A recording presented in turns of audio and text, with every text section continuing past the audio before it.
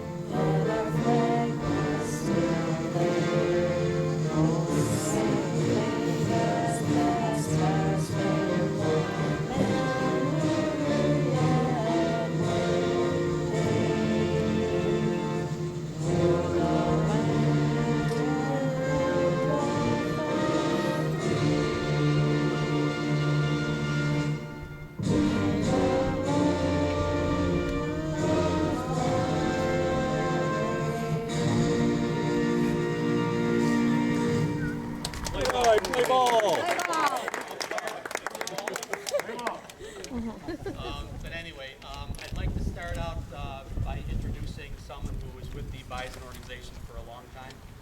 He's a Buffalonian. He'll always be a Buffalonian. He is currently the voice of the Nashville Predators.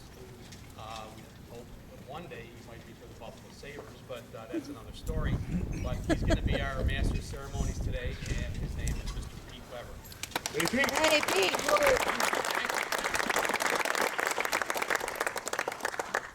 And what better national anthem than to have Ken Burns' baseball series, I think pretty much dominated all of us about 18 years ago on PBS. Well, welcome to you all, and thank you for coming here. And as Frank Sinatra once said, you're here because there used to be a ballpark here. And we're very happy that you have come to join us. Now, we have a number of special guests here. Several were not able to make it, so to accept on their behalf, I want to welcome up Bison General Manager Mike Buczkowski, and we will talk about a guy whose picture is evident over here on a school window, who tried to knock Mike McGuire out of the scoreboard. Thank you, everybody, and welcome. We're Bison organization has, as you know, a long and storied history, and so much of it happened right here, right at this spot.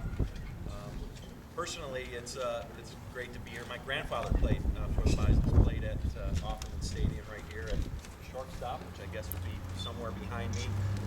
So it is very fitting that this has finally happened, and thanks to John Boutte and thanks to the Offermann family. You know, Offermann Stadium was the inspiration in a lot of ways for the building of then Pilot Field, now Coca-Cola Field. Everything that Offermann Stadium represented, baseball-only stadium, close to the action, a beautiful setting, and it's really what we tried to, in a lot of ways, replicate when our ballpark was built. But not only that, what we really try to replicate, and still do, and is our mission, is to try to replicate and do what the Offermann family did for so many years for Buffalo baseball.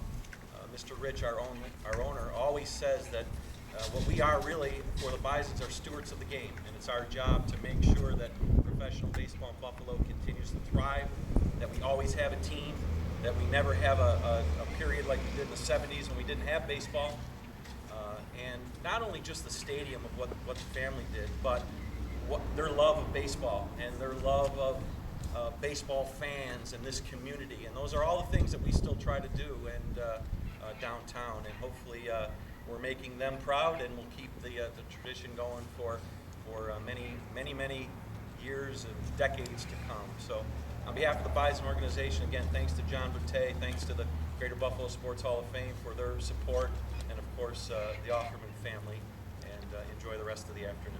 Thank you.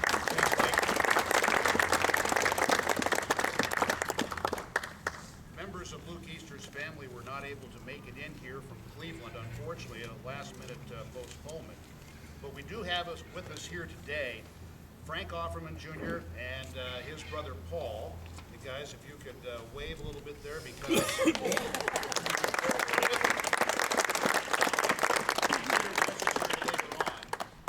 this is Frank Jr.'s birthday. Happy birthday. It was a bit of a surprise to him to come here thinking he was just going on an architectural tour this morning, and very happy that you could make it here. So 127 seasons of baseball in Buffalo, and this was part of so many of them.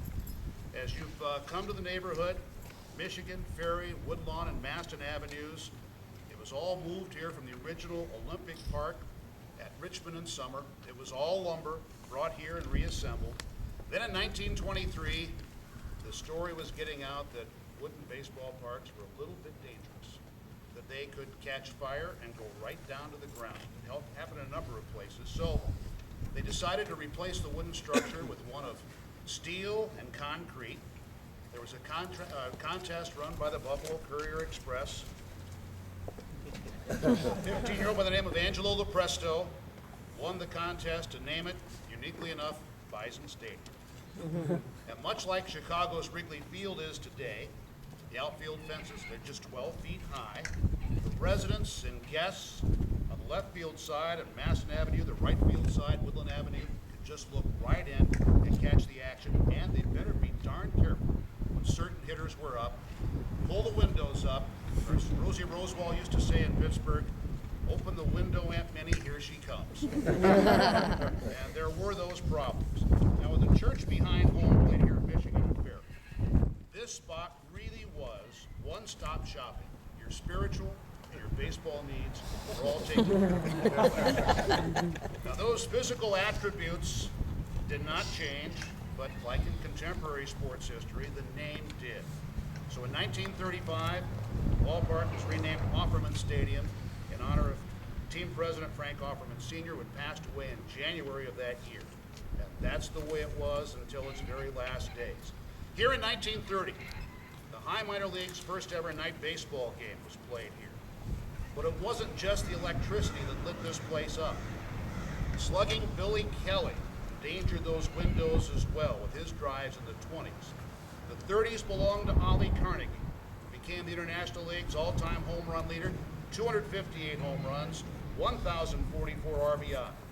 Later that decade, Lou Boudreau and Ray Mack were the double play combination in 1938 before going up to Cleveland. In the 1940s, a pitcher by the name of Fred Hutchison emerged as a star before he made his mark with the Tigers and later as a major league manager. In 1946, baseball's color line was broken in the modern era by Jackie Robinson visiting with the Montreal Royals. Henry Aaron came to town with the Negro League's Indianapolis Clowns. He signed his first organized baseball contract with the Boston Braves right here. Now much of this, I'm a little prejudiced, was chronicled on radio as well. Pioneer broadcaster Roger Baker would be followed by Ralph Hubble and Bill Mazer. But with community ownership taking over the early 1950s, baseball needed a jolt. Not the cola. That jolt was supplied by Luke Easter when he came here in 1956. A veteran of the Negro Leagues and having played in the majors before all that with Cleveland, his amazing ability to hit tape measure home runs made him an instant favorite. It was here, June 14, 1957, he did what everybody thought was just absolutely unimaginable. He hit a home run over the center field scoreboard in the fourth inning against Columbus left-hander Bob Cazal, and the crowd went absolutely berserk. When Luke left Buffalo in 1959, he had hit in that brief period of time here 114 home runs and driven in 353. And as Luke moved on to the Rochester Red Wings, word got out the city of Buffalo was planning to erect a junior high school here. Woodlawn Junior High did go up, and 1960 was the final season for baseball here on this block. The last game, September 17th, 1960, a playoff defeat to the Toronto Maple Leafs. Winning pitcher, Pat Scantlebury, who beat Buffalo native Babe Bearer. The last Buffalo home run, Lou Vassy. The last ever home run, Toronto's Billy Moran. So in 1961, baseball moved down Maston Avenue to Civic, Resch, War Memorial Stadium, which I think we all recognize better by this term, the rock pile. Yes, baseball ceased to exist here 52 years later. Finally, we celebrate its history with the dedication of this plaque, standing as a remembrance of all who came before, players, coaches, owners, broadcasters, workers, and fans, everyone who made baseball special for those 72 years. If we might now unveil the plaque. I just want to bring up Representative from Stan Barrett's family, who was so instrumental in devising this years in the 50s. Alice Barrett, his daughter, couldn't make it. She's still coming back from the Olympics, I think. But we have Suzanne Taylor, one of her best friends, is going to come up and represent Stan Barrett's family. I'd like Paul and Frank Offermann to come on over and do this. And also, I would like Andrew Overfield, who is going to represent Joe Overfield's family. Joe Overfield was the Preeminent historian. The writer of the book of the Bisons. It's called The Bible of Bison Baseball. Andrew just found out about this last night. Kind of a funny story, but he's here to represent the Overfield family. So I'll let them do that all in one time. If everyone would just grab a hold of it.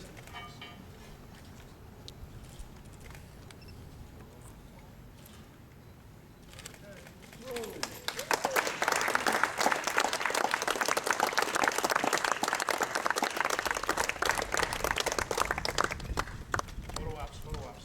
Yeah. Now would be the time to take photos. Absolutely.